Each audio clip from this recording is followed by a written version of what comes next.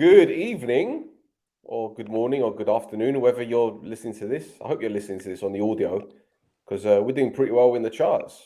Before I start, I'm going to be a little bit braggadocious here. We are officially first in Slovakia this week, 9th in Romania, 11th in Cyprus, 16th in the Ukraine, 15th in Argentina, and 27th in Japan.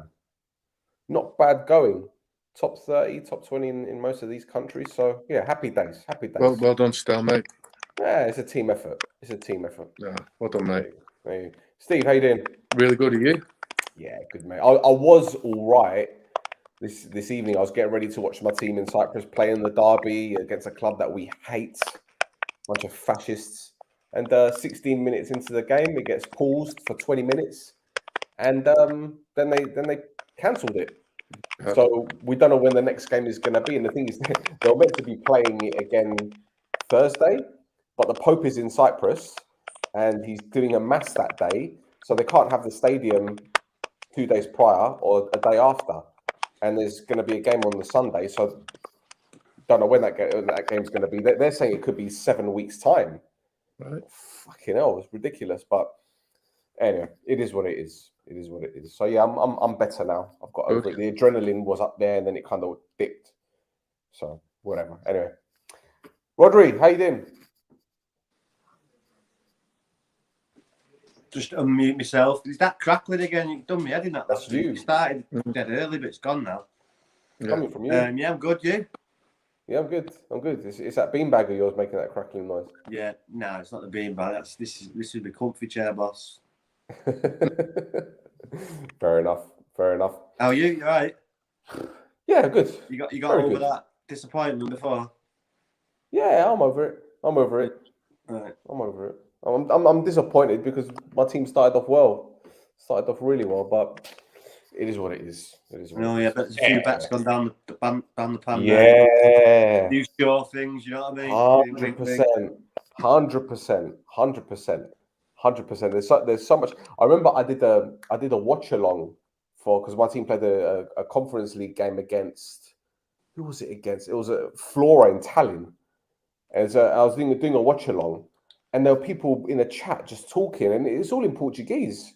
And I said, for anyone that understands English, what is going on here? They're like, no, we're in Brazil, and we'd rather watch the watch along than on live score, because at least we could see someone talking about the game. So all they see is like obviously a map, a 3D map where the ball's going. Whereas when you why don't we do that? For when? Which game? Which game do you want to do? Any United games, why don't we start doing that? See that fucking Goldbridge doing it. Why don't we do something like that? All right, well, let's do it then. We'll do one with United and one with City. So Steve could be talking about City, you could be talking about United. Yeah, exactly, yeah. See? That's not a bad idea. What do you reckon, Steve? Yeah. Could do, mate, yeah. Hang about. When does City play next? Are they Wednesday or Thursday? Because United are Arsenal Thursday, I think. Aston Villa Wednesday away. Yeah, see, that'd be difficult because obviously 2 different days. Unless we do one for City, one for United. Yeah, why not? If we're obviously not doing anything, if these not working, or I'm up for that. All right, we'll discuss this afterwards. There you go. See, a little thing for our viewers, get them excited, I guess. All right. You can watch it, but some people enjoy it, and some people, some people like to do that, don't they? Like you say. Yeah, 100%. It's good for the viewing numbers as well. Absolutely. Anyway, where should we start? Might as well just start with United Chelsea, or should I say Chelsea against United? 1 apiece. Jadon Sancho scoring his first league goal for United. Jorginho, who was at fault for the first with his miscontrol on the halfway line, became the hero with the equaliser right 10, 15 minutes later, if that, from the spot. Rod, when you saw the team lineup with Ronaldo on the subs bench, Bruno Fernandes as a false 9, 3 in the centre of midfield, what was the first thing that came to your mind? Are you honest here? No. What are you doing? The guy's the only guy that scored. You've just gone to defend. You're not gone to nick a goal. You've just gone to defend and just hope. And I can't. We all seen the argument with the well-documented argument with Carrick and Keane now, and they're kind of both right. But you've got to play Ronaldo at Chelsea away. You've got to. Why would you leave him out? I don't understand why they would leave him out. Because you're telling me that Rashford is more. Rashford doesn't press more than Ronaldo. I don't care what anyone says. You know, he walks about a lot. He doesn't press as much as he should do for the age he's at. So, you know, to leave Ronaldo out, come on.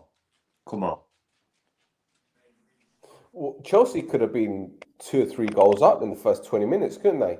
Well, this is what I'm saying. They've got away with it, but then you look at it and think, well, wait a minute, he took a risk there. This is a big risk to take. But then I'm thinking, oh, they shouldn't even be there. But that's another story. But yeah, I was just no. You can't leave. Why would you even bring him? Well, you know it's going to make a big fuss, and it has kind of caused the problem. But now he's here, you've got to play him. Yeah, I'm interested to know, especially in them big games. Yeah. I mean, I'm interested to know what people who are watching live are thinking about that decision, because for me, when I saw the team lineup, the first thing I thought was, is this Michael Carrick's way of trying to show that he's got some balls, you know, to drop Cristiano Ronaldo? It's his last game as head coach at United, okay, interim head coach, whatever you want, a caretaker manager.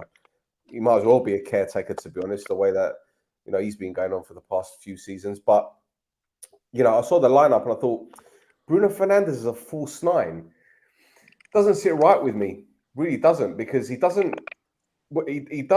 come back to defend, but he doesn't do much. He just stays behind the ball. He doesn't track a runner. Doesn't go in for challenges. All right, he went for a couple. I think he got a booking in one of them, but you wouldn't see him as you mentioned, like Rashford. He isn't going to press defenders or carry them. But Stel, sorry to put in, but Rashford, the probably poorest thing in his game is with his back to goal. He's shocking. He's really bad. So the ball was just bouncing off him. So no one's going to be able to hold it up when you're trying to get out. They couldn't get out. I mean, that's just invites more pressure. So I'm sure that, you know, it was just, you know, what do I know? But it's just my opinion. But no. Steve, was that a brave decision, or was it what they call a tactical ploy to kind of show how United can play a defensive game and press aggressively without Ronaldo? Well, there's no shame in what they did, I don't think, or admitting it, but they never would do, Manchester United. But we established between us three and Simon last week on your show, Stel, that Ole Gunnar Solskjaer has tried to succeed and win football matches not his way, because he hasn't got a way. He's got relegated with Cardiff, and he's been given this position, but he's tried to do the Man United way. But the Premier League has evolved. The big clubs have got bigger and gone past United, not in terms of status, but in terms of success. And it looks like he's looked at the model of Manchester City, who go to Stamford Bridge almost every season and play well and win a certain way, and copied it, which is completely different to the Manchester United way, which has seen them 12 points off the top and Ole Gunnar Solskjaer the sack. So false 9s, you know, inverted wingers or whatever, or at least one, maybe getting back on the counter-attack. I think he's tried to become modern Michael Carrick and set a team up to how other teams have got success at Stamford Bridge, notably Manchester City. What about Chelsea then, guys? Because I think for them, they'd have seen that as possibly 2 points drop, given the opportunities that they had. I think they had 23 attempts on goal. Rudiger missed a sitter right at the end. And it just seems to be a problem with Chelsea's lately. We saw them against Burnley, how they were so wasteful in front of goal. Obviously, Lukaku being back is a bonus for them, because they're obviously creating chances and he's a goal scorer. But let's say, for example, he picks up another injury and he's out for a sustained period of time. Where does that leave them? They can't rely on him, surely. Go on, Rod. No, but they're always going to be in games, Chelsea, though, because they don't concede goals. So with the quality they've got and the quality in depth, yes, they would struggle, but they still find ways to win games because they're so good defensively. I've now got a doubt about them, lads. Oh yeah. I don't think they score enough goals through the front middle of the penalty area. I think City do. The City score all types of goals in the box. Liverpool score with Jota in the middle of the box. Mane coming in off the far post. And obviously we know that Salah comes in from the wing, right wing, left foot. But Chelsea are absolutely crossing teams to death. And although the cross is being fired in, but it's around bodies, and you're going to score plenty of goals from crosses, but it's difficult than your bread and butter goal that might be in the box, which would be rolled through one-on-one with the keeper, which is the likes of what City get, and Sterling with tap-ins and things like that. I think Chelsea have got an unbelievable way of scoring goals from crosses, but it's heavy-weighted, and I don't think they score many goals other ways. Obviously, they're very good from set pieces too, which is a cross. Steve, Chelsea fans. The problem we've got as well with Chilwell being injured now as well, long term. You know, a lot of thing comes on Alonso. You know, James has been brilliant this year, but they need that same quality on the left, and they're not going to get that with Alonso all season. So they're going to have a problem on the left-hand side as well. They're all crosses. Mason Mount's the nearest thing that you can get to a number 10, but he's not a regular. He has injuries. He has wisdom teeth. He gets rotated, and you've got James, Alonso, Chilwell, Ziyech, Rudiger hitting the bar from 25 yards, but they don't actually go through the front door, the middle of the penalty area often. And I think it'll be their Achilles heel in the end. There'll still be a giant in Europe and the Premier League, but when it comes to the goals count, I don't think they score goals differently enough, and I do believe that City and Liverpool do. And you've got the thing, even if Lukaku's fit, he doesn't score against the top sides. So, and that's that's ultimately who's going to win that league out of that mini league with City, Liverpool, and Chelsea. You know, City have already got a win over Chelsea, so he needs to change that. Or they're not going to win the league. They have to beat they have to get results against Liverpool and City. The thing is, Chelsea fans will argue, and quite rightly so, that when they beat Juventus 4-0 the other day, they had 4 different goal scorers. 2 of them were defenders. It was Chalobah and Reece James. And the other 2 goal scorers were Hudson-Odoi and Timo Werner.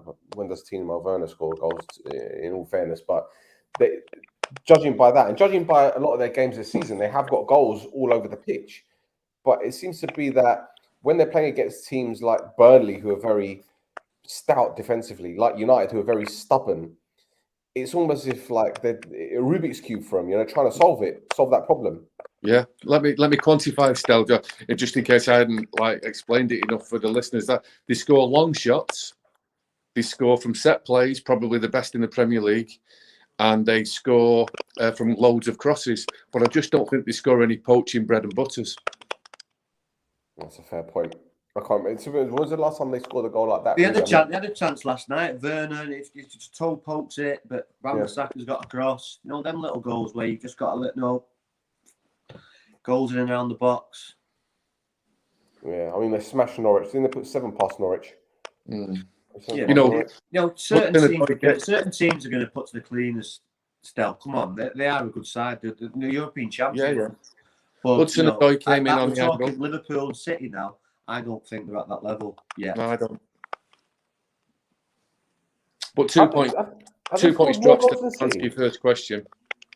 Have they scored more goals than City in the league this season? Well, that 7 will have definitely helped. Yeah, that's a point. Anyway, goals for, they got 31, City got 27. So yeah, those 7 against Norwich played a big part. But brilliant from heading corners in. The delivery, the position of the lads, the movement, the first contact, brilliant from set plays. Absolutely brilliant. Okay. Let's quickly talk about this new German fella then that's taken charge at Man United, Ralf Rangnick. I've heard so many different things about him, so many tales about how he was the guy that introduced gegenpressing and how Thomas Tuchel is a guy that looked up to him and all these other great managers. Someone even said that Jurgen Klopp, but Jurgen Klopp isn't a disciple of his. someone else was a guy that Jurgen Klopp looked. Anyway, he's come to United. He's got a 6-month managerial deal and then a 2-year consultancy role. Is this a sign that United are actually moving with the times and actually have a structure now? Yes, that's it.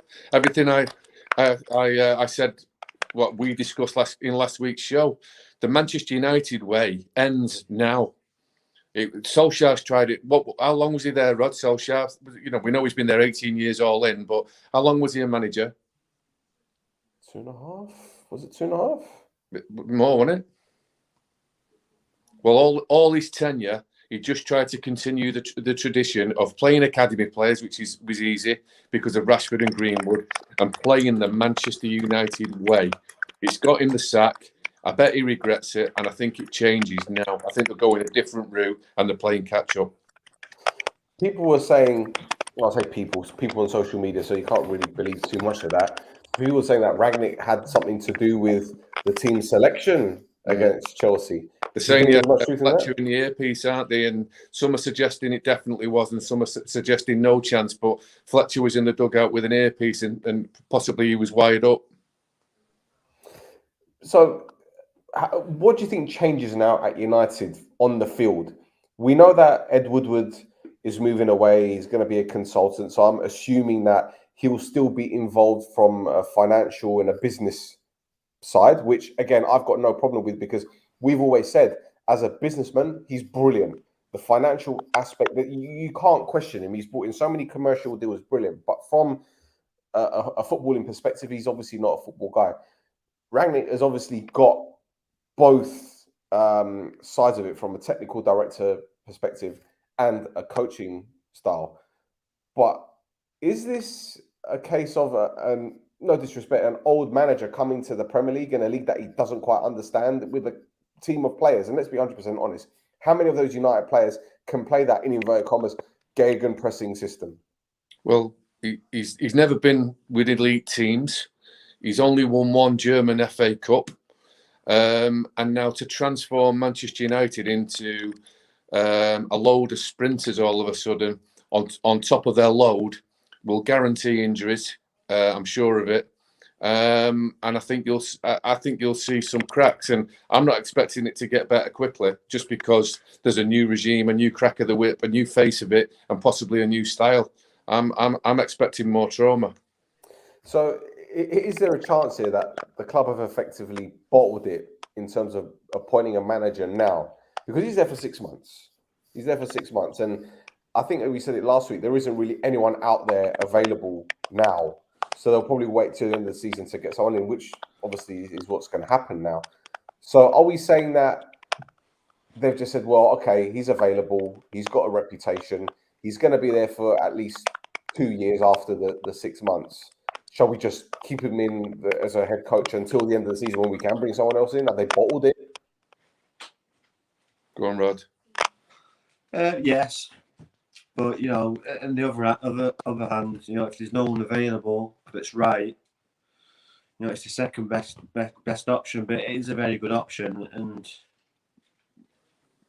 like Stel says, they are getting some structure now. They'll have an identity, a way to play. But I do agree with Stes. When Liverpool come in, there were a lot of injuries. So, I do expect a little turn. I don't expect too much drama, but yeah, I do expect some injuries, because to go from 60% to 100% every game, twice a week, it's a lot on the body, stress on the body, and if you're not used to it, certain bodies just fail. Yeah. Yes, some bodies will be able to handle it, but most bodies won't be able to. So, yeah, there'll definitely be injuries. Yeah.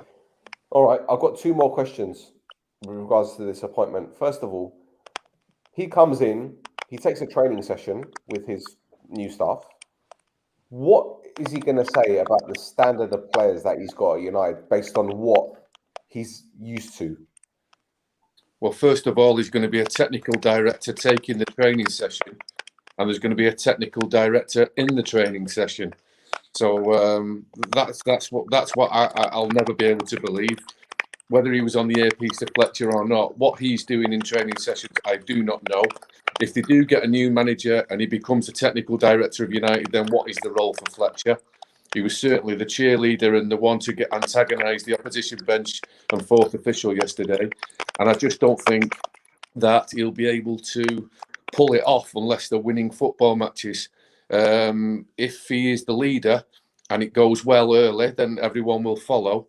But if there's some pain and some trauma, like I expect, like injuries, you'll have to make some big choices in terms of formation and selection.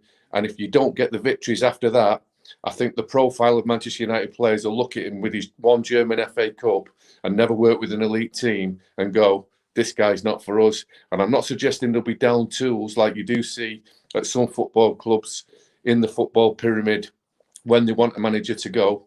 I don't think there will ever be down tools of Manchester United, but they just won't run as much as this guy wants them to, and they won't play for him unless they're winning. Okay. We've got DD, Double D from the DD Footing Factory. How you doing, Dan? I'm getting my D's mixed up now. They're stuttering. Like fucking... Don't worry, you won't be the first. You good? I'm all right, man. I'm all right. I just had to sort something out. It was a late call, so you know. No worries, mate. No worries. Thank you for coming at such short So notice.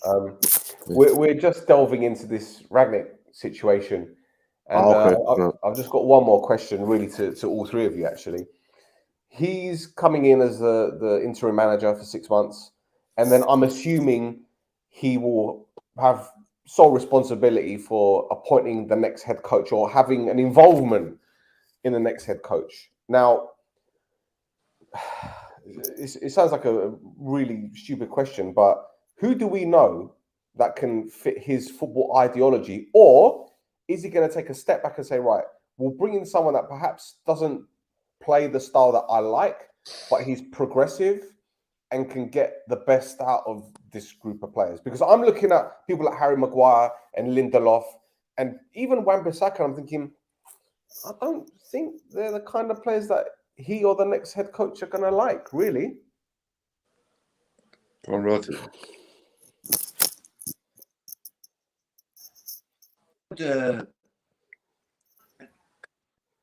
off, man. You got it?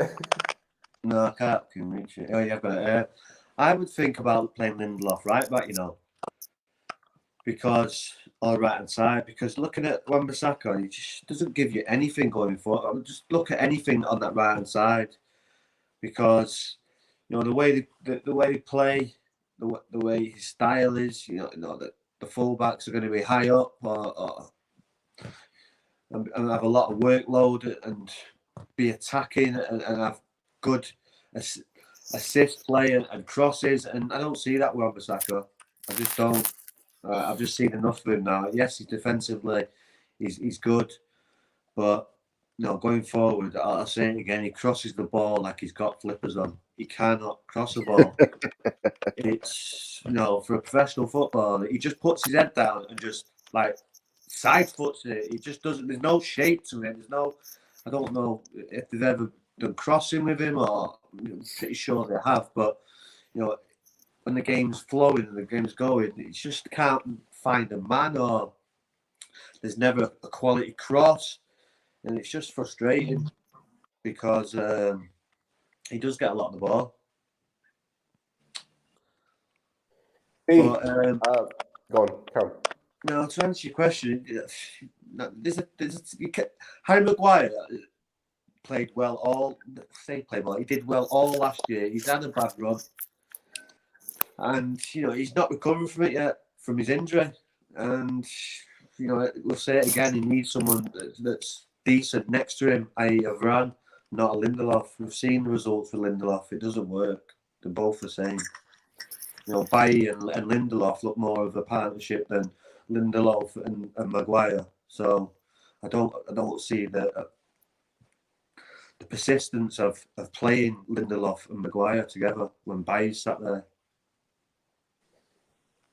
Hey, you listen, people are going to say, oh, here he comes again, Mr. Happy bollocks. But there's something about this that doesn't excite me.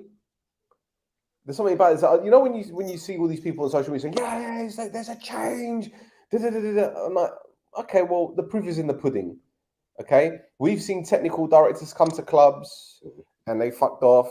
We've seen technical directors turn up and they've done a reasonably good job, and everything's rosy until bang, one or two players show their asses again, and it's back to square one. What do you envisage happening at United? Because I see loads of people on social media, again, wrong place to gauge things because everyone's got some kind of weird opinion. I'm seeing people doing cartwheels, literally, especially on Twitter. That's what I was going to say. I don't get it. That's what I was going to say. Everyone's a Bundesliga expert now. Oh yes, and an expert in they've got a first. They've got a degree in the Gegenpress. And apparently he told Jurgen Klopp, don't get twisted, Klopp looks up to him, but apparently Klopp wouldn't exist if it was because of Rangnick and all this and Tuchel, all this and whatnot. Everyone's an expert now. Even though I know some of the people, and I won't name names, I know they don't watch Bundesliga. I don't know anything about it before, because when other clubs were linked, they had nothing to say. But is what it is. But yeah, he'll take charge for the rest of the season. He'll get them. He likes to pressure on the front. So there's rumours, people are saying that, though he hadn't taken the job yet, it was him that told them to bench Cristiano for the Chelsea game and all this blah, blah, blah. All these things coming out, all the conspiracy theories, everyone's out now. But yeah, he'll go upstairs. But as you're saying, I don't know who they could get. There's nobody available that I think could come in and do... and just continue on, rather, in terms of what he's going to bring to United, to be perfectly honest. So a lot of people are excited, but I really don't know who the name would be. Maybe. I don't think they can pry him away from Ajax, but maybe Ten Hag. And I say maybe. And that's a very, very big maybe, I have to say. But we'll see, because I don't see Zidane wanting it, and his wife doesn't want to live in England anyway. I really don't know who that they could get United, to be perfectly honest, but everyone's excited. You know what's Let them be excited. Who is the ideal manager? Who is it? We've gone down Van Gaal, we've gone down Jose Mourinho, we've got someone who knows the club of Manchester United, but obviously not the qualities of coach that should be at Man United, but has kind of changed it to bring kind of Man United players in. They just need the coach now to sort it out, because there is a team there. Yes, we probably need one or two more players, but there is a team there, because you don't come second in the Premier League and then add Sancho, Varane and Ronaldo and become a bad team. You're surely going to get better from that. So, but it's just Roy Keane said that Man United are our cup team. Well, that's where they're at the minute. That's where they're at. He's not lying. This year, pardon? He's wrong. They weren't a cup team in the summer when they signed Ronaldo, and there was the fanfare and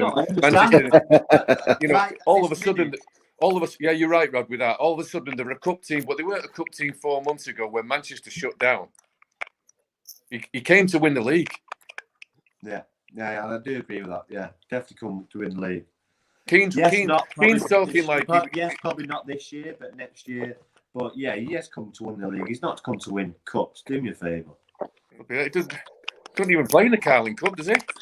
No, he's just they argue there. He's just trying to save face, Keane. He's just arguing for the sake of arguing. But he got it kind of right, but he's wrong. Kind of right, but yeah, I love him. But if he'd have said that Man United were a cup team in the summer, then he's right. But the fact that he's saying it now, there was an absolute fanfare. Manchester came to a stand, and more. England came to a standstill when Ronaldo signed for United, because they thought they'd turn City over and they were bringing him home to win the league. 21 is coming. You see it on all these fan casts. 21 is coming. And he's a bit naive as well, saying, a boys' club, wink, wink. We've always said that on here, but in that with everyone. He's in the boys' club at Salford when he's with his boys. When he goes watching Salford City with the class of '92. It's all in the boys' club when they're having a joke and a laugh. That's what you do. You bring your mates in, but maybe because he's a bit pissed off, he's not in that club, and he wants to be in that club. So he's having a go, and rightly so, because Michael Carrick and the rest of them they're a team. So if one goes, you all go. We've already been through that, but yeah, he's just. I think he was just arguing to save face, but they were both right. The No Roy Keane club. First, he was booted out of the Ireland 2002 World Cup club, and he's not allowed in the Man United class of '92 club. Poor Keano. Let's move on to another game here. Steve, City 2-1 victory over West Ham. Fernandinho scoring what proves to be the winning goal. Horrible conditions, but City just keep plodding away, don't they? They do, and should be mentioned without De Bruyne, Grealish, and Foden. The three best attacking players, I think, in all fairness. But they've obviously got so much to back it up. They're all starters. Nobody comes in from the cold. They're all world-class players. And it felt like it was routine at one point, but obviously West Ham scored very late with a great goal. And we were waiting for the referee's final whistle. But a really good 3 points and victory more important than anything. But happy to play quite well. But of course, they will need to play better, and I'm sure they will do. And Guardiola was very, very complimentary to Lee Jackson. Yeah, for his work at half time, the groundsman. Lee's a good friend of mine, and he sent me all the audios and all the sound bites. Yeah, so I was on that one, but yeah. And when you consider that, it just shows you the club, what the club has got, because only 35 miles down the road at Burnley, under the same conditions, the game never got started, and they didn't have enough shovels or anything like that. But City had it done in 10 minutes at half time, which is obviously, the help of the wealth. D, what do you make of West Ham then? A lot of people were saying at the beginning of the season, well, should I say the first 5 or 6 games of the season, that they could effectively fight for that top 4 spot. Do you know what? I said it a couple of seasons ago that West Ham one day would be able to challenge for that top 4 spot because of the size of the club, in terms of the fan base, in terms of the stadium, in terms of the right investment, and especially if they got the right manager. That being said, the gap just seems to be getting bigger and bigger, doesn't it? Yeah, no. If West Ham was serious, I know back in January they tried to get Captain Daka. That's obviously at Leicester now, but they needed someone to back up Antonio because they have to manage him these minutes, and with them being in Europe as well every week. And they've brought Gerrard Bowen up there as a false 9. They've used Yarmolenko sometimes, but it's not enough. They needed more goals in the team, because the thing is, this season as well, West Ham are conceding more this season as well. So yeah, I didn't think top 4 wasn't ever in the question for me this season, but a couple more. Losing Ogbonna was huge, because him and Zuma's only been there a short time, seem to have a good partnership going. Both of them very good in the air, but yeah, I didn't see enough there. But they've got through their group in Europe quite well, so we'll see. But it just seems they have to make sure the teams that finished below them last season, they've got to make sure they take care of them, because bar Liverpool, and they deserve to beat us, doesn't look like in those big games that they're going to have enough. So you need to make sure they beat everybody else up, and they'll be okay. I don't think they can finish high in the 6th though. What's happened to Souček? No, they could finish 5 actually. They could finish 5th. They could finish 5th actually, maybe. What's happened to what's happened to Souček? He's gone a bit quiet. Ben Rama's gone quiet. Is he not getting UFPL points though? No. No. That's not Souček. Obviously, he bags goals. He's good in the air as well, but that's not. He's their box to box guy. So him not scoring for now isn't really. Others should be stepping up. Bowen's missed some sitters this season. Antonio's gone kind of cold. Has he even scored since he scored the winner against Tottenham? They just need more. They just need more goals. Otherwise, they're not going to beat people. They beat Liverpool, and then they've lost to City. Yes, they got a worldie, as Steve said, basically the last kick of the game from Lanzini. But they just need more attack-wise. They have to go into the market in January because Antonio is going to have games where he pulls up or whatever, and with them getting through to the knockout stages in Europe, they just need more. They need to make this. They need another option up top, like an out-and-out guy up top. But now Moyes is doing a good job, man. No one foresaw what they would do last season. Hopefully for them, Cresswell isn't going to be out for too long, because for me, he's their most important player. Whether he plays in his natural left back position or on the left side of a free, if they play a free, I think he's a savagely underrated player, and probably only age, because I think he's about 31 now, is why he has not been in the England setup, because Cresswell's a good player. But we'll see. And don't be surprised if Areola takes Fabianski's place as the number one keeper within the next couple of months either. Yeah, I think Richard Cresswell's got Leighton Baines syndrome, isn't he? You know, reliable, club level, rarely got an opportunity at international level. Yes. Yeah. I want to pose this question to all three of you, gents. Brentford beat Everton 1-0. Another good result from Brentford. It seems to be the norm these days. But then again, when you see a team coming up to the Premier League, they always seem to get good results, especially at home. But Rafa Benitez said that he could understand his fans' frustrations. I don't know if you guys saw the video that emerged from the Everton end, but the players were applauding them at full time. As soon as they started applauding them, the fans were telling them to fuck off. It was savage. And a lot of the players stopped and they just could not believe what they were seeing. One or two of them were still applauding, but like a half-hearted thing. But they got a lot of abuse. It's not a good sign, is it, for Benitez? Not with the Wednesday's fixture against Liverpool. If that's a drubbing, which it could be, I think I don't speak for us all necessarily, but suggesting it should be a Liverpool victory. But if that gets out of hand, that could be nasty for Benitez. I think he's faithful. Sorry, go on, man. No, I totally agree what Stel says. If it goes into like the 3 or 4s, it's going to turn nasty pretty quick. This is always going to happen when Everton have a bad run. You're always going to get a group of Everton fans that don't want him. So they're going to be loud, but you never know. You never know. I think he's the favourite as the next manager to leave their club rather. They had a good start. They got a good win away at Leeds. They thumped Burnley, didn't they? Demarai Gray was scoring and Josh was scoring, but since that draw away at Old Trafford, they've not been on it. They've got a few injuries. They desperately need Calvert-Lewin back, but they're not creating as many chances as they were earlier on in the season.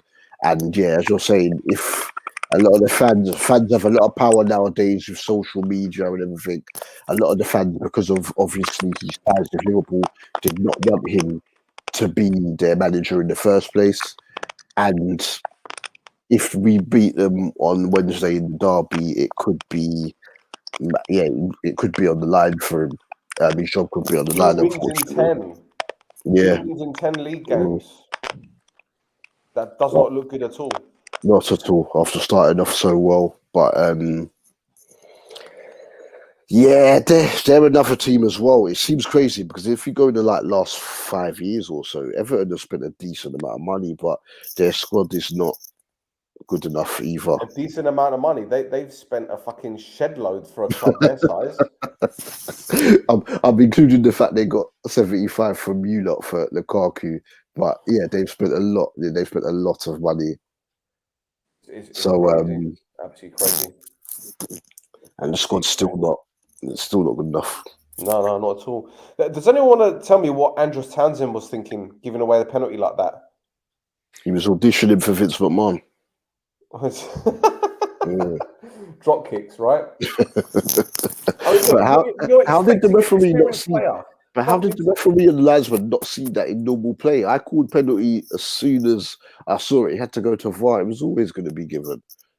It's crazy, absolutely crazy. I don't understand how a player with that much experience can. I don't know, Steve. Can you make head or tail of that? No, just a little bit of panic in the penalty area. Not used to being back there, maybe in your own box. Although he puts the legwork in, but just trying to get the ball clear, wasn't he? But no, I don't know. I think he was just trying to hook it away, was he not? I pass. His eyes were on the ball. Yeah, exactly. Just getting the ball away from danger and not knowing, you've got no time in the box. It was a bit like Wan-Bissaka one. Yeah, it was. Blind side, and he was trying to clear the ball. Yeah, you can forgive that. You just want to get the ball out your box on the volley. You're not as quick as you can, especially when you're Everton. You're not going to bring the ball down and have comfort with it, like say City, for instance. I think you just want Hook to just get height and distance. I think you're oblivious to know what's around you sometimes. Not ideal. And I agree with D. I don't know how he missed it. He's volleyed him in the head. He volleyed him in the head. Cracking penalty though from Tony. He outfoxed him in it because Pickford's good at penalties. We saw how he outfoxed Jorginho in the Euros final because keepers usually move and Jorginho will do his little hop, skip and a jump and then put it in. But he tried to stay and out with him. But Tony, that's his technique. And even when keepers go the right way, because he always finds the corner, you're not going to save it. So in the end, I don't even think Pickford took maybe a slight little step to his left, and then he just slapped it in the corner. Soon it'll be unfashionable to smash a penalty. You have to look at the keeper while you're taking a penalty. It's the fashionable thing to do at the minute, isn't it? True. All right. Very quickly, Arsenal beat Newcastle 2-0. Aubameyang missed a sitter though from 4 yards out, but Saka got on the score sheet, as did Martinelli. And all of a sudden, Arsenal Twitter exploded with they jizzed all over. It doesn't need. Martinelli scored his first goal in like 3 months. It doesn't take much for Arsenal's Twitter to explode, does it? True. But good result for Arsenal. Good victory, to be fair, against Rodri's mate, who was on the bench after coming back from COVID. But I think again, Newcastle just lack that potency in front of goal, don't they? In these games,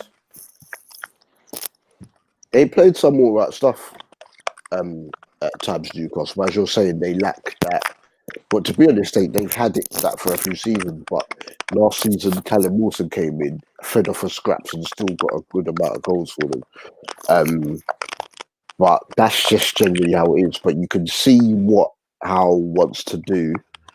It's just that he hasn't necessarily got the individuals to carry it out. He's going to use Shelvey and Joe Linton as focal points. He's spoken quite well of them, and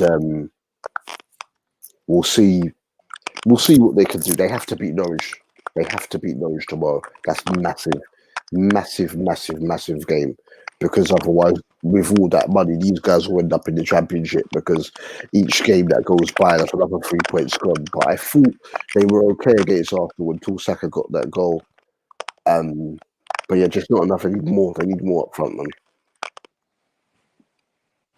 Boys, let's quickly talk about Brighton 0, Leeds United 0, and I'm here for this one because I know a lot. I know, yeah, exactly. That's the first one. Brighton fans booing their head coach, or they should say booing their team off after a draw. And even Potter said, I'm a bit perplexed with the reaction because the performance was fantastic against a team that likes to dominate possession.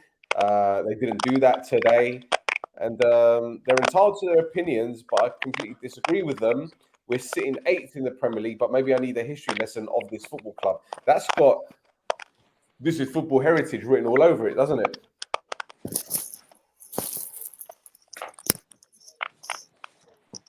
Anyone? Someone? Yeah.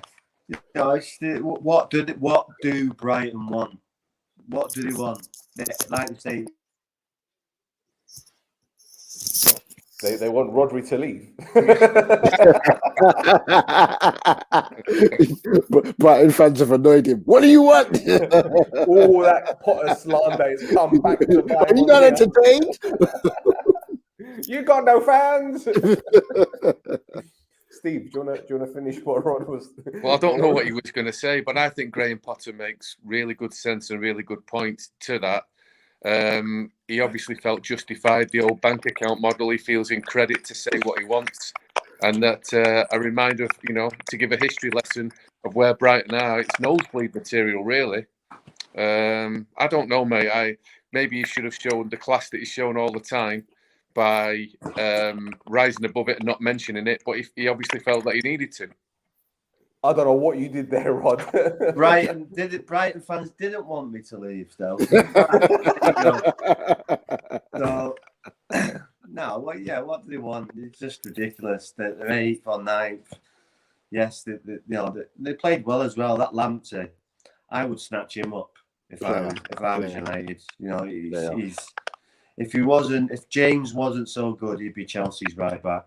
No doubt about that. Yeah. Did he come from their academy, if I'm not mistaken? Yeah. Chelsea's. Yeah. Chelsea. Yeah. He ran Junior Firpo ragged. They had to drag him. He would have got sent off. He's He's a terrible fullback, though. terrible. Like that other one that Spurs signed from Barcelona. What's his name? Oh, Emerson Royal. Funny enough, Firpo and Royal both were on loan at Betis at different times, and they both looked all right there, but frequently caught up. But yeah, Brighton is so wasteful, man. They play such good football, but they're just so wasteful. It's just coming a common theme for me saying they need more up top. I'm sounding like a broken record here. I'm saying it for literally like half the teams in the league, but no Mope. Jesus Christ, man. They did have some good chances, though. They did have some really, really good chances. There was one, everyone missed it. Mope was like 6 yards from goal and kicked it into Rose Ends. It's like, it's so frustrating watching them. But and then Leeds almost nicked it in the end, but for a couple of good saves by Robert Sanchez. But I was kind of disappointed with that game, considering how good the football both teams usually play. They both gave the ball away a lot. But I like the way Potter shut down the fans after the game. Football heritage. Because where were you before? Under Houghton, you'd have a good run and then you'd end up, lose a lot of games, wouldn't win for like 10, 15 games, and you'll finish the season in like 16th, sometimes in the 17th. And you're complaining when a few weeks ago when they played Palace, they could have gone top of the league when they drew 1-1 with them, and you're complaining. Obviously, they've not won. Is it 6 or 7 league games not won now? But a lot of those games have been draws. If you're losing all of them, then I understand. Yeah, good comment there from Sean. Definitely. Doom is Bamford. They've got a bag of injuries. Ailing out. Was that the Steve? Play tonight against City Reserves. Okay. Him and Ailing both played tonight. Yeah. Palmer scored in the last minute 3-2. Okay. Well, I just want to draw your attention to something. This. Can you see that? That's Bielsa giving out instructions. So I'm assuming that he speaks English. When he wants to. So what's going on with this guy? Because I know people are going to say to me, I know they've had injuries and Bamford's injured. And why have they got injuries? Why have they got injuries? Because he runs them to the fucking ground, like what he did with other clubs. Which is what we said might happen with Manchester United, but does happen with Leeds. But we said this would happen with Bielsa when they got promoted. We said that's one of the main things, that it's a common thing. Got a big enough squad to rotate. That's the problem. But whose fault is that, though? Lads, why have they not got a centre forward? Why have they not got another centre forward other than Bamford? Club of that size, they've had enough time to grow and develop. They did great getting up. They excited us with their almost freestyle of almost like, we'll try and outscore you, we'll try and outrun you, and we'll see where it takes us. But now they've been left without Bamford, and they've got to play Daniel James up front as a centre forward. Where is the depth?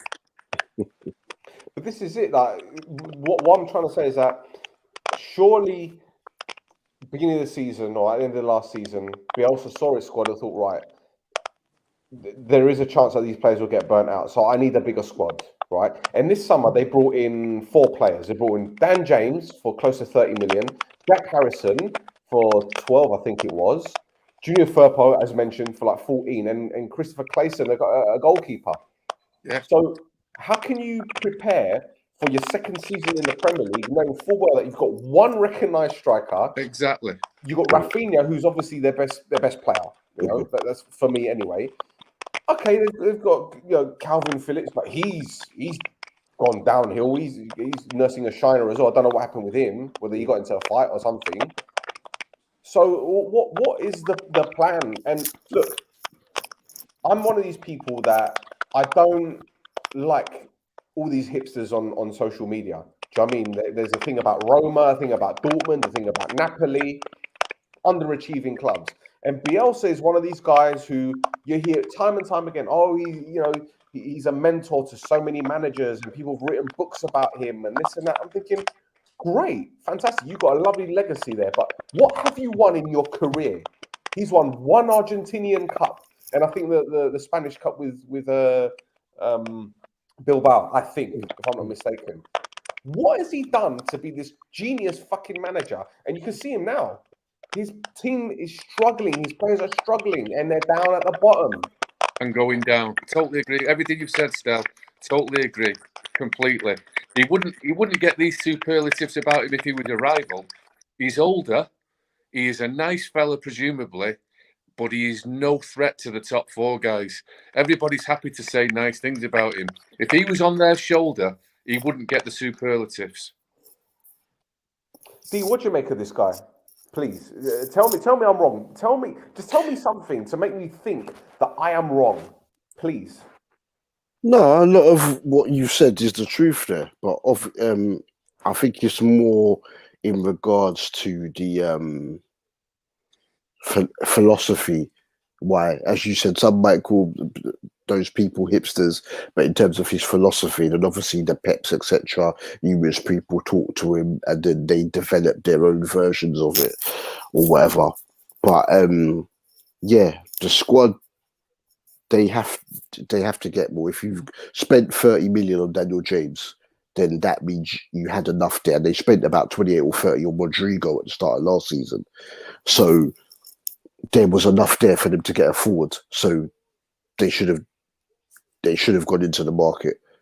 They have to in January. There's no excuse, because we always hear when you get promoted to the Premier League, it's the £500 million windfall. It's this, it's that. Do Leeds have a massive wage bill that they can't cope with one season in the Premier League? They get done for FFP? Under the previous regime? No, isn't it? Well, it might be penalised from the last regime, but they get done for FFP and have to let some people go. So let Kemar Roof go, Peacock, Farrell, and whatnot. They have to let some people go because some money issue or something like that. So maybe they do give people ridiculous wages. I don't know, but there's something going on there. That was surely under Ridsdale and under the previous Italian lot. Because it doesn't make any sense. Well, they're saying apparently, according to The Athletic, Leeds lost 62 million during the 2019 season.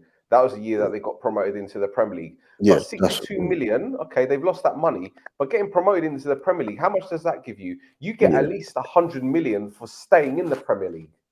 So you mean to tell me that they can't, listen, even if they don't have a massive amount of money to spend, how the fuck can Sean Dyche find a few bargains here and there?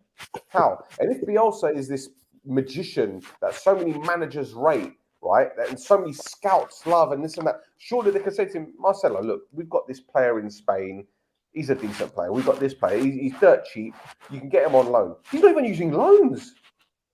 So I don't feel sorry for him. Me He's neither. an experienced manager. But Me he neither. doesn't. I'm sorry. I'm the same as you, man. Totally echoed. I'm sorry. I don't buy it. Oh, sorry. He didn't he win the Olympics with Argentina or something like that. That's another one. I think. Yeah, he's no Graham Potter. He's not. No. Graham Potter made Leeds a top 8 team. With the finances that they got in comparison to Brighton, we talk about how much money they spent in the summer. Everyone's struggling. Brighton's screaming out for a forward. Their centre forward has cleared the bar from 8 yards. Yes. It's a recurring theme through the league, and that is why, guys, bar who is it? It's the top three and Wolves. The rest of the league have negative goal differences, and that's why, because a lot of the teams have the same problem. Not enough up top. Well, because we're not developing through academies, but that's another topic for another day. There you go. So, Well, look, put it this way. Last season, they spent, I think, 6 million, 7 million, if I'm not mistaken. Brighton, I think they spent £6 or £7 million last season in the summer, and this season they spent about 40. So they spent 40 odd million to get up a few places, right? Leeds, on the other hand, I'm sorry, again, I know Rod's going to come back in. He's probably going to disagree with me, so I'm just waiting for him to come out. Why would Leeds spend £26 million on Dan James? Unless they feel they can sell him on for more money in the future. well, United have done that. To his credit, Yep. he went to United and United overpaid. He had a good win ratio next to his name. Good, fair play to the lad. He got better all the time, but was never good enough. And United almost did they double the money. So it was the correct. It's ended up being correct. I don't see Leeds doubling the money. Fair enough. All right. Okay, we're done with that one. Let's get them out of the way. D, your boys, 4-0 victory. I don't really think there's much to discuss in all fairness. But, 4 goals, obviously, but it just seemed routine, didn't it? Like a training game. Well, Southampton, it's going to happen when you play the highlight. It happens with Liverpool and City, but City have handled it much better than Liverpool have this season. When they're going to get in sometimes when you play a high line, when you squeeze it in, you're sometimes near the halfway line. So before, though we scored in 2 minutes, Southampton almost scored before that, and they had 1 or 2 other chances where Alisson did well. But outside of that, Liverpool played some really good stuff going forward, as they have all season, which is why they've broke the record for scoring at least 2 goals in a game in a row. I think it was Sunderland in the 30s or something like that, the record that they've broke. But yeah, Liverpool look like they're going to score against anybody. So once, obviously, everything's in tune, because he started Konate at the back with Van Dijk, and he's still learning the line, so he got caught out once or twice. But bar that, some lovely stuff going forward. Andy Robertson was brilliant. You must have heard with his talk on Twitter about him being finished. All these people, I'm not going to name names though, but still there's a couple of them that have been cussing Thiago. Though Thiago and Fabinho, when they played together in midfield for Liverpool haven't lost. People saying he's a dud now. He's scored in consecutive games. The timeline's quiet. So we'll see. But as we said, still, when we did, whether it's been on air or when we did FPL War, we're going to find out. Or the DD Footy Pod. If they've all on the pod. There you go. Look at this product integration. This is what I'm saying. This is what we were talking about the other day after the Arsenal game. You can't give him 5 yard space. He'll destroy you. We'll kill him, but we'll find out whether or not Liverpool are going to stick this out this season in this title race with Manchester City and Chelsea, depending on what they do when Mane and Salah go to the African nations, because with all these things of travel and whatnot, they could miss up to 6 weeks. And the fixtures okay we have around there, though obviously games that I want to pick apart from Chelsea, we've got Chelsea in there. So the Jotas, the Minaminos, they're going to have to step up. Oxy's going to have to step up with them runs from midfield. And if we can get through that unscathed, then this could be a really exciting 3-horse race. But at the moment, we just got to do. Mate, I don't think. Okay, they will be a big loss to Liverpool. Don't get me wrong, but I don't think it will be like a monumental loss for them. We saw how Liverpool got into the top 4 last season with barely a back line. You know, and granted they were getting goals from those guys, but as we've seen, the likes of Minamino can come off the bench and score goals. You know, even Origi, for fuck's sake. You know, people laugh, but this guy scored some important goals for Liverpool, man. The back of them. That's why I don't get twisted. I wanted him sold after we won the Champions League, because you're meant to be an impact guy, and his goal the other day against West Ham was his first goal off the bench since that Champions League final in 2019. But he can do a bit, but he has to be used in the middle. Klopp likes to use him the left or the right as an inside forward. You have to be used down the middle, and we can see what he can do. Jota can play anywhere across the front. He's been brilliant. These sometimes better decision making in the final third, but the runs that he makes really good runs in there. So we'll see. But obviously we need the defenders to stay fit. So Van Dijk, it's imperative that we rest him when possible, so he doesn't get injured. Obviously, coming back off that lengthy injury. So yeah, we're looking okay. I'm very content with things at the moment. What was meant to be the group of death in the Champions League, we've got a 100% record in there. So I'm content with things at the moment. Just have to be watchful sometimes to keep concentration at the back. But looking forward to what the rest of the season holds. Well, gents, we've got a couple more games to talk about, but I just want to show you the league table at this moment in time.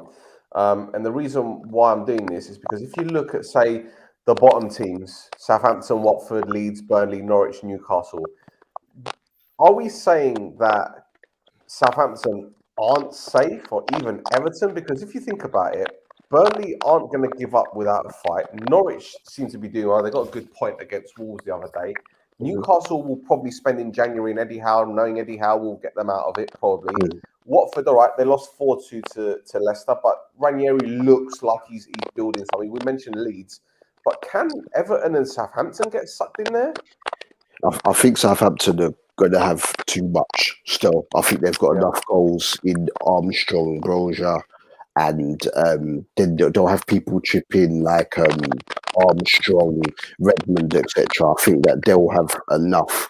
But as I think Steve was insinuating earlier, Leeds have to watch out, I always talk about when I was little, everyone talking about Middlesbrough were too good to go down, and we all know what happened to them just because of a couple of names and obviously how their managers heralded. You have to score goals to win games, and that's something that they're not doing at the moment. Burnley, however bad they look, always have a run where they just pull these results out of the bag, and Maxwell Cornet is doing a madness for them at the moment. Watford, I don't know if defensively they're good enough, but Watford have got firepower. There's goals there. You've seen what's his face? João Pedro come off the bench and score. What's it called? Even if they've got Fletcher can't get minutes at the moment, but Emmanuel Dennis and Josh King are getting goals. Sarr will get him goals. So don't be surprised if Ranieri somehow has them finish 17th. So someone unexpected is going to be dragged into it. I don't think it'll be Southampton. Don't think it will be Everton either. So I'm going to say Leeds need to fix up. Seriously. Steve, when you saw the Leicester goal, the first one where Ekong, the defender, ducked, as a coach, what can you can't say, what can you, I don't know, you can say something to him. What would you say to him? He ducked instead of heading the ball. Head it, retreat, and get it on your chest. Do you think someone gave him a shout? Do you think the goalkeeper gave him a shout? First of all, Stella, I could probably just do this in one line, quite comfortable. You only duck when there's pace on the ball. Ideally, you don't duck at all, but you duck with pace on the ball. Just get underneath it, and it will just bounce home to your keeper. But the ball was dying.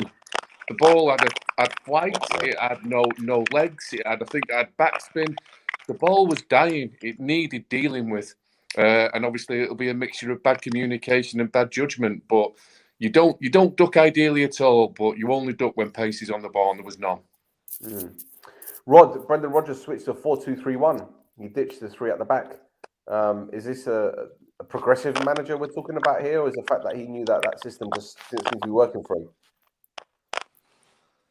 No, he's a good coach. He can adapt, and he's obviously done that with the opposition he's seen, and he's obviously got the results. He's got 4 goals out of it. So, yeah, I can't really tell you the correct answer, but he's a good coach. He's obviously looked at the situation and tried something different, and it's worked. Or maybe he's seen something in the opposition that he liked, and he's gone with that. So, all players know how to play 4-4-2. So it's not really difficult to go from 3 to 4. It's the other way around. So, yeah, everyone's grown up playing 4.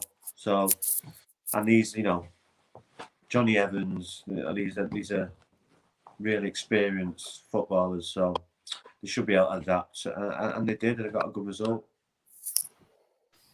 Finally, gents, Steven Gerrard against Patrick Vieira, battle of the heavyweights, but not in the middle of the park anymore. But Gerrard won that one 2-1. Two very, very good goals, especially the second goal. But D, what do you make of Villa's first? The takedown and the volley, well, the half volley, was it? Half volley. I think it was a volley. It was a half volley, wasn't it? Oh, which one was a half volley? The first goal. What, Matt Target? I think it touched the ground. I don't think it was half. I think he controlled it, went down, and then here. I think he just shot through. But I was talking about how I didn't know what Matt Target was doing the last time I was on there, I think, but maybe that goal will boost him, give him some confidence, because he's not hit the levels yet that he hit last season so far. But now Stevie's doing well. When they beat Brighton last week, Brighton were the better team until they got their first goal from late on through Ollie Watkins. They were the better team here against Palace from what I saw, and obviously D-Man was at the game as well, and he was just messaging just like, this is poor, and he actually left early, so he didn't see he didn't see that Guehi scored in the like literally the last kick of the game to pull it back to 2-1. But Villa, you can see the intensity that Villa are playing with. McGinn is flourishing.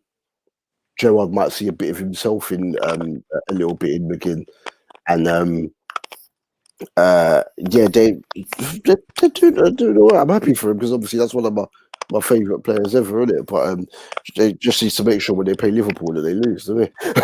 But no, Villa, they look okay, and it was a change that was needed because it looked like Dean Smith had run out of ideas.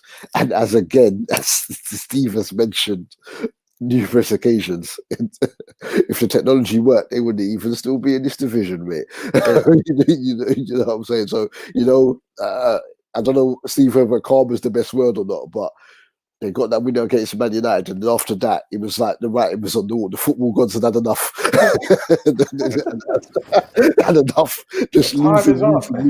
Your time's up. Just losing games. We know, Dr. Stel. Oh yes, we know. Oh yes. we're like a Mystic Meg on the show. You know, we get a lot right than we do wrong. In all fairness, and because they're another team that have got money, so don't want some of the teams do not want them to squeeze into, even if it's a Europa Conference League place, because then they're going to go out and they're going to do something. So we'll see. But let's see how they do Wednesday. Yeah, because they got you guys, haven't they? That'll be a measure. Let's see how they do Wednesday. We're being serious, not he's got off to a great start. Yeah, beating teams that you could beat. Yeah, let's have a good look at them Wednesday. Let's give them an examination Wednesday. Absolutely. All right, a couple quick things, very quick things. Got a question here, D. I think it's mostly for you. The guys at Gate 7, shout out to Gate 7 International Podcast, Olympiacos fans. Comment on the Tsimikas Robertson situation at Liverpool. Scass is calling for. I see what you guys call him now. Gosta. Instead of Gosta, you call him Costas. Yeah, look, I was that close, but then I brought something out to put in a piece on Tsimikas because Stel showed me with his links way before it even happened that obviously that we was going to get him. And the only time I'd actually seen him play properly in the game, Olympiacos played Arsenal in the Europa League seasons ago, and defensively got caught out a few times. But going forward, man, he caused Arsenal some problems, and he's really. They played Wolves as well, didn't they? And he's got really, really good delivery. But Liverpool fans are going mad. Robbo needed a rest. A lot of last season, he had issues with his ankle and whatnot. I think I was informed that he was on cortisone injections for a hot minute through last season, and he just needed a rest. But this is the competition that we want. Rather than pitting the two against each other, we should be happy that we've got a solid backup left back because we didn't before. And if Nico Williams can mature, because he's playing more for Wales at the moment than he is for Liverpool, we'll have good backup on both sides because before it was like if you take certain pieces out of Liverpool's team, like you're done. But now if we get better backups in, and this is what I'm saying again, African nations, we will see what's going on. If it happens, what they can do. True. There's it happens. rumours about it possibly not happening, but no, I'm a big fan of Tsimikas, but no, Robbo still has to be the guy to me. And for anyone doubting him, Saturday's performance, he let them know defensively, attack wise, he didn't put a foot wrong. He was just up and down the left, just killing it, man. Excellent, gents. I don't want to talk about Messi getting the Ballon d'Or because I think that fucking award is a joke. I mean, they're one of the criteria is based on the player's career. So it's not just what they did in 22 or 21, it's what they've done their whole career, which is nonsense. But I want to talk about what happened in Portugal. Did you guys hear that story with Belenenses losing 7-0 to Benfica? Belenenses had 13 players out through COVID. Only 9 players started. Why did it go ahead anyway? 9 players and 2 goalies. Yeah, 9 players and 2 goalkeepers. Then 2 players went off injured at half time, so they had 7. And then 1 player went off injured. So they had to stop it. You can't play 6 in it. So they had to stop it. Should never have started in the first place. I thought something was up because I was rummaging through the odds, and then I saw that they were 1-0-16. So I thought, something's going on here. And then my friend sent me the team, and he said, only 9 men started the game. Pathetic, absolutely pathetic. I mean, it's a fucking joke. Even Bernardo Silva came out and said something about it. Rui Costa, who's the technical director, said, "Listen, we just had to go with it." But I don't know what the Portuguese FA are doing because the way I see it now, Benfica have got a fantastic goal difference as a result. It's absolutely farcical. Rod, what did you make of it when you heard it? Oh, is he gone? Is he here? Is he there? He's everywhere. Steve, tell us your thoughts. I was following the game 1-0, 2-0, 3-0, and I was, don't have any interest in Portuguese football, but with total respect. But when it went to 7, I was starting to get excited, thinking, I'll follow this. It could be 12, 13, 14, something I've never seen in my life. So it had my interest. And then it wasn't until the next day that I saw that it was 9 men and it all fitted, and the game was, I'm not sure. Did Benfica get the points?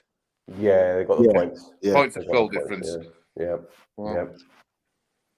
See, this is it. Now, for me, this is a case of a football association just not giving a shit about, the smaller teams.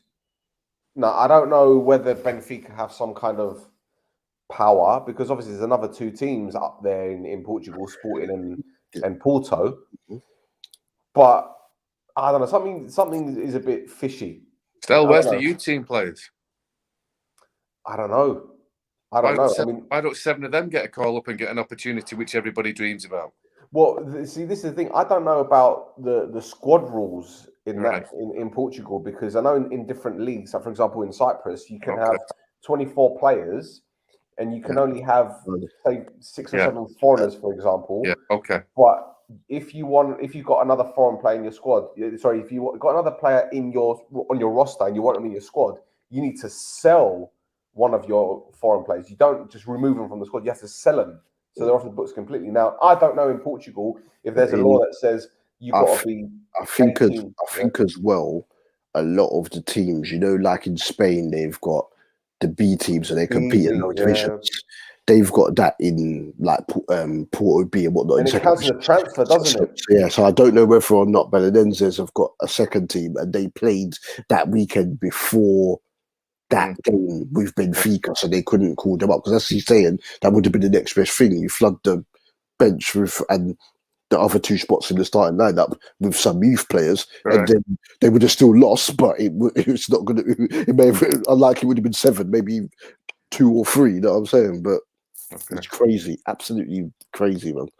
Rod, have you ever played a team that's had 2 goalkeepers on the pitch, one as an outfield player and random things like this?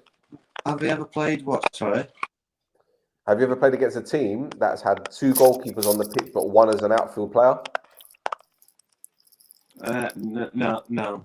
No, it's just absolutely ridiculous. Like Stel says, where's the reserve players? Where's the youth players? Surely that's better than nothing. Gives some kid experience. Yeah, it's a farce, really.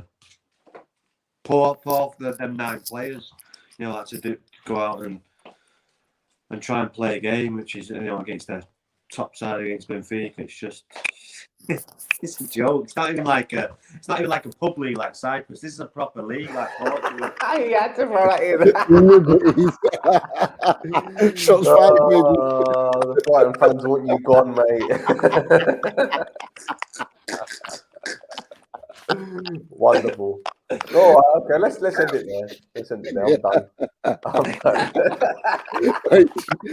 Rod, you're gonna send you some. Shots I'm fired. gonna send you some abusive text messages now. No, I'm used to this. I'm used to this tomfoolery from him. Well, gents, thank you very much for your time. It's been another great show. D, do you want to promote your shit? Yeah, it stinks. No, okay, that was a dad joke. That was a dad joke. Goodness me, at DD Footy Factory _ on the Twitter. We go live at 10 a.m. on a Saturday morning on Top FM 95.5 FM. But if you live in the posh part of town like Stel, then it's probably best that you listen on the TuneIn app or Simple Radio app. That's on Top FM. The latest podcast is out with the King, the Godfather Stel. Episode 18, Carrots at the Wheel. You can get that on our SoundCloud, or if you're a Spotify audio boomed on, all our stuff is under the Shoot the Defence network as well. And pick up my partner in crime, D, man. Yeah, this guy saying the posh part of town. Yeah, fucking hell, man. It's like I go to South London. I feel like it's a time walk. I feel like Mike McFly. Right, that's it for another episode. We'll be back same time next week. So be safe and enjoy the midweek football. Ta-da. Pew.